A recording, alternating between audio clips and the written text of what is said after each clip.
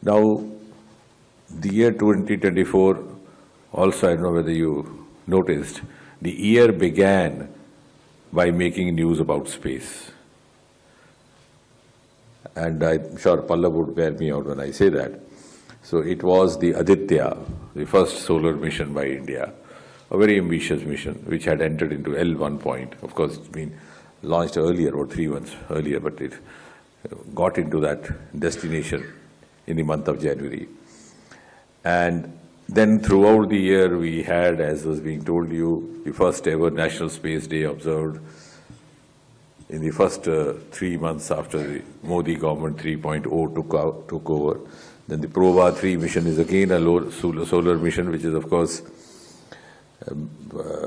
been launched by ISRO, but belongs to the European Space Agency. In other words, we are now also assisting them to accomplish their missions.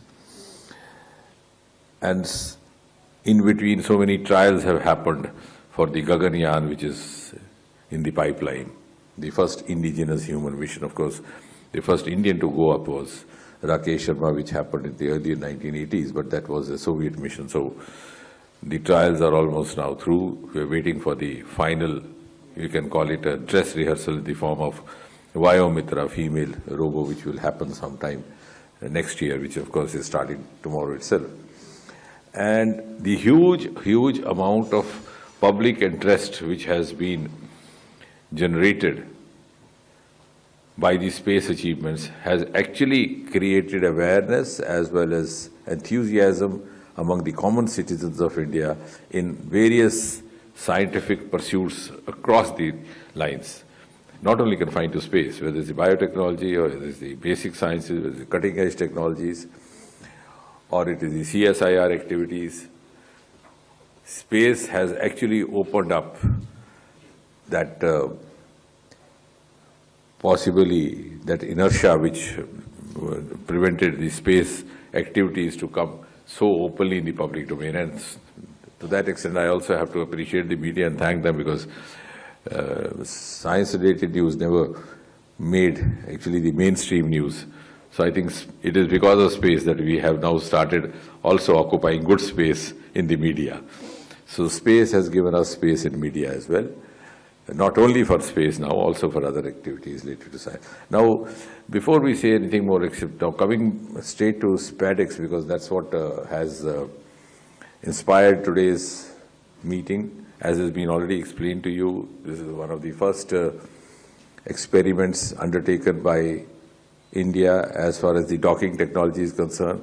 But I think what makes it special is that it is a purely indigenous technology. And that's why it's been appropriately named as Bharatiya docking technology. And that is very much in keeping with Prime Minister Modi's mantra of Atmanirbhar Bharat. Secondly, when we look forward to having a Gaganyaan and we look forward to having multiple satellites in the space, and to put it in simple terms for the benefit of the layman, when we talk of transferring material from one satellite to the one spacecraft to the other, be that the payloads, be that the laboratory samples, the inputs, and maybe someday even the human being walking one spacecraft to the other, or to and fro. This technology is going to enable us to accomplish that, which would be a sequel to Gaganyaan, and later on when we are planning to have the first Indian placing his foot on the surface of Moon by the year 2040. And also when we have our own space station, which has been scheduled as of now for 2035. So when we have a space station over there, as I said, to put it in the layman's language, how do we land there? How do we move things there? So we need to have this technology. We can't simply have a station there which is just hanging in space and we sitting down here watching it.